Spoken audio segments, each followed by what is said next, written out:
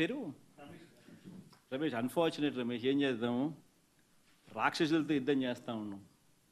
ఓ ఈనాడు, ఆంధ్రజ్యోతి, ఓ TV5, ఓ చంద్రబాబు, వీళ్ళంతా ఒక ఉన్మాదస్తులు, ఉన్మాదంతో బాధపడుతూ ఉన్నారు. Unfortunate thing. నిజంగా ఈ ధర్మమేనా? ఇప్పుడు రాజకీయంగా నువ్వు కొట్లాడాలనుకుంటే, పోరాటం చేయాలనుకుంటే చెయ్యి, బంగారంగా చెయ్యి. మేమంతా కూడా ఆహ్వానిస్తున్నాం. ప్రజలకు మంచి చెయ్యి, ప్రజలకు ఫలాన్ని చేస్తానని చెప్పి నువ్వు అధికారంలోకి వచ్చినావు, చేసిన ఆ మంచి చేసి ప్రజల్లో మన్ననలు పొందు. కానీ ఇదేం రాజకీయాలు? ఒక అబద్ధాన్ని సృష్టించడం, ఆ అబద్ధాన్ని అమ్మడం, ఆ అబద్ధం ద్వారా మనుషుల మీద బురద జల్లడం, ఎంతవరకు ధర్మం ఇది? సార్, ఇప్పుడు మీరు మీరు మీరు అధికారంలో ఉన్నప్పుడు మీ మీద డిక్లరేషన్ ఇవ్వలేదని, అన్యమత ప్రచారం కొండ మీద జరిగిందని, మీరు ప్రసాదం తీసుకునే విషయం కానీ, ఆర్టీసీ టికెట్ల వెనకాల జెరూసలేం అని ముద్రించడం కానీ, మీ కుటుంబంతో సహా బ్రహ్మోత్సవాలకు వెళ్ళి వస్త్రాలు సమర్పించలేదని రకరకాలుగా ట్రోల్ చేశారు. ఇప్పుడు మీరు అధికారం పోయి ప్రతిపక్షంలోకి వచ్చిన తర్వాత యానిమల్ ఫ్యాట్ గతంలో మీ హయాంలో జరిగిందని, అదేవిధంగా విజిలెన్స్కి సంబంధించి వందల కోట్ల రూపాయలు టీటీడీలో అక్రమాలు జరిగాయని చేస్తున్నారు. ఇదంతా ఎలా చూస్తారు? అంటే మీరు క్రిస్టియన్ అని ఈ విధంగా వాళ్ళు పాల్పడుతున్నారా, లేదా ఒక బలమైన పార్టీని దెబ్బతీయడానికి చేస్తున్నారా? ఇప్పుడు నేను చెప్పినటువన్నీ నిజాలా అబద్ధాలా అన్నది మీరంతకు మీరే. నేను మీ అందరికీ కూడా ఒకటే విజ్ఞప్తి చేస్తా ఉన్నా. నేను మాట్లాడే ప్రతి మాట నిజమా అబద్ధమా అని మీరే వెరిఫై చేసుకుంటారు. నేను మాట్లాడే ప్రతి మాట లాజిక్గా మాట్లాడుతున్నానా లేదా అనేది మీరే వెరిఫై చేసుకుంటారు. నేను మాట్లాడే ప్రతి మాట నిజమే మాట్లాడుతూ ఉన్నప్పుడు, నేను మాట్లాడే ప్రతి మాట వాస్తవాలే చెప్తా ఉన్నప్పుడు, నేను మాట్లాడే ప్రతి మాట లాజికల్గా చెప్తా ఉన్నప్పుడు, మరి మీ అందరికీ కూడా జరిగిన వాస్తవాలన్నీ కూడా నేను చెప్పక మునుపు మీ మనసుల్లో ఉండేది, మీ చెవులకు వినిపించింది, మీ కళ్ళకు వాళ్ళు చూపించినది వర్సెస్ ఇప్పుడు నేను మీ అందరి దృష్టికి తీసుకొచ్చింది, తేడా మీరే గమనించండి. తేడా గమనించిన తర్వాత నేను మిమ్మల్ని అందరినీ కూడా కోరేది ఒకటి, రాజకీయాలు ఈ మాదిరిగా చేయడం ధర్మమేనా? రాజకీయాలు ఈ మాదిరిగా చేయడం న్యాయమేనా అని స్ట్రైట్గా నేను మీ మనస్సాక్షిని ఈ మాట అడగండి అని మిమ్మల్ని కోరుతా ఉన్నాను. Ask yourself, is this how you want politics to be? అడగండి. ధర్మం కాదు, న్యాయం కాదు. రాజకీయాలు చేయాలనుకుంటే ఏదైనా స్ట్రైట్గా చేద్దాం.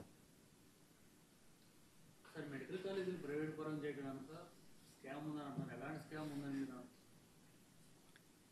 మెడికల్ కాలేజీలు నిజంగా కూడా 8,400 కోట్లకు సంబంధించిన బడ్జెట్కి అయ్యే ఖర్చులో ఆల్రెడీ స్థలాలు ప్రొక్యూర్ చేసినారు, అయిపోయింది. 2,400 కోట్ల రూపాయలు పెట్టుబడులు కూడా పెట్టడం జరిగింది. బిల్డింగులన్నీ కూడా చాలా చోట్ల అడ్వాన్స్డ్ స్టేజ్లో ఉన్నాయి. 5 చోట్ల మెడికల్ కాలేజీలు ఆల్రెడీ స్టార్ట్ అయిపోయినాయి. ఇంకొక 5 చోట్ల పూర్తిగా ఈ సంవత్సరము మనం కట్టిన బిల్డింగులు చూపిస్తే వాళ్ళు సీట్లు ఇచ్చే పరిస్థితి కూడా రెడీగా వాళ్ళు ఆల్రెడీ చెప్పడం జరిగింది.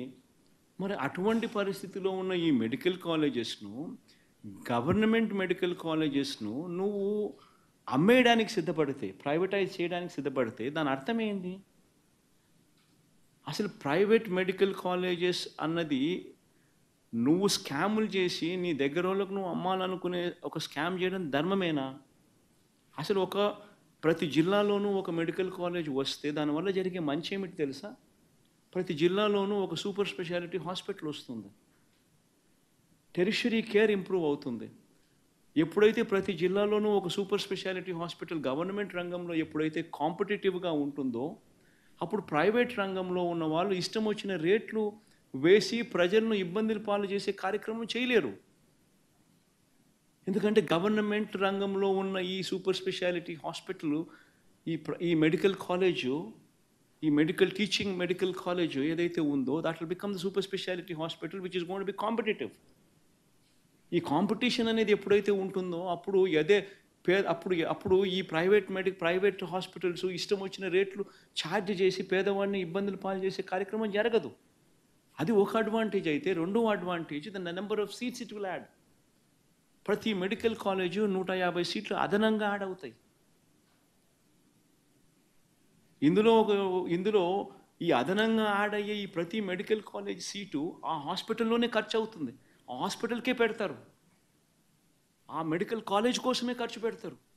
ఆ కాలేజ్ బతుకుతుంది, ప్రైవేట్తో గొప్పగా కాంపిటీషన్లో నిలబడగలుగుతుంది, పిల్లలకు మేలు జరుగుతుంది, ప్రజలకు మేలు జరుగుతుంది. అలాంటి దాన్ని నువ్వు నీ స్కాముల కోసం అమ్మాలనుకోవడం ఎంత మటుకు ధర్మం?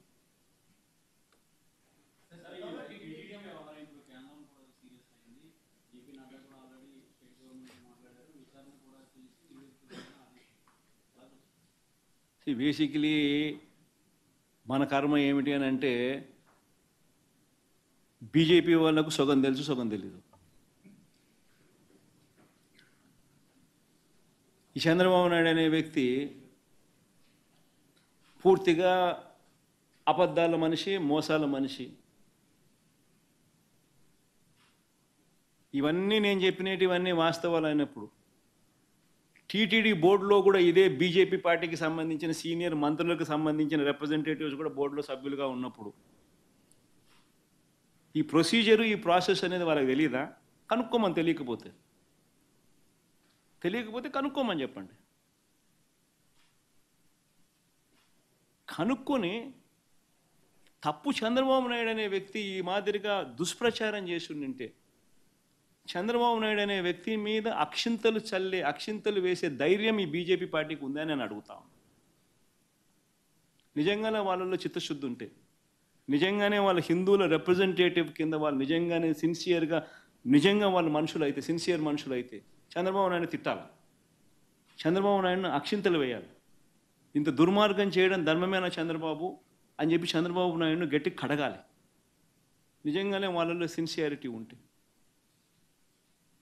చేయమని చెప్పండి.